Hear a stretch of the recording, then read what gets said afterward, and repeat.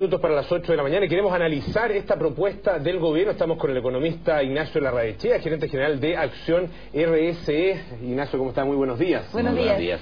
Esta propuesta, Ignacio, logra atacar uno de los problemas de fondo de los cuales se habló durante las movilizaciones del año pasado, que es el sobreendeudamiento de los estudiantes. Efectivamente, yo creo que hay aquí derechamente una medida que todo el país aplaude. En primer lugar, en términos de equidad.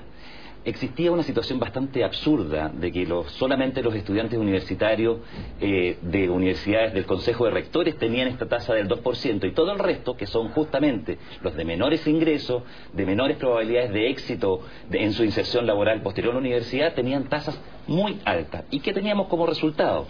Además de la inequidad, que estudiantes aspiraban a su primer trabajo, que normalmente tiene un salario relativamente bajo, con una carga de intereses y una deuda muy difícil de sobrellevar.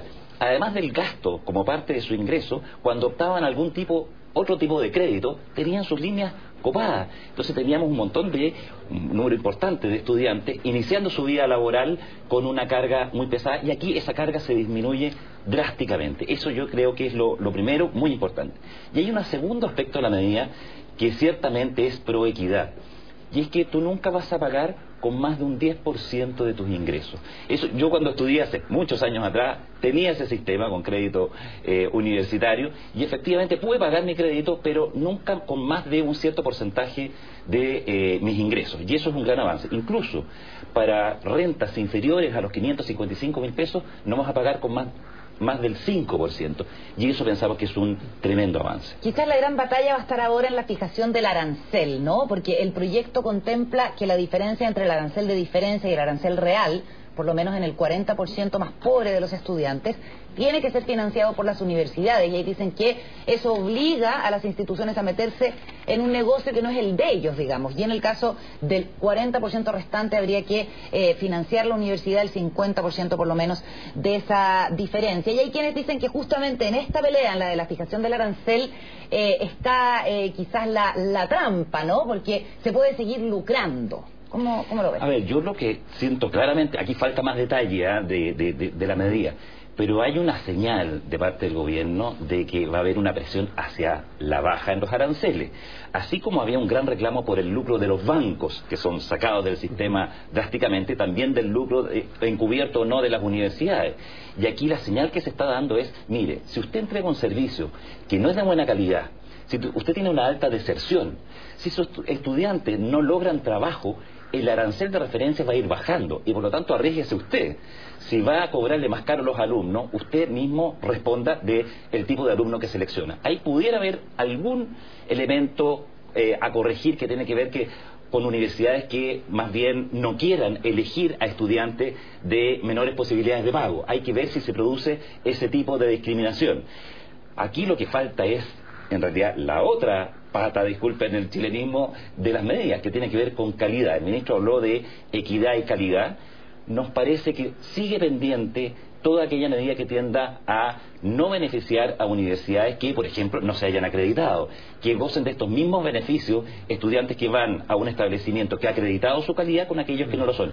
Creemos que ahí todavía hay una pata coja en este sistema. ¿Cómo se explica, Ignacio, esta especie de expulsión, podríamos decir, o esta sacada del camino de los bancos? Y uno se pregunta si efectivamente en algún momento fueron absolutamente indispensables los bancos como partícipe o como protagonistas de este sistema.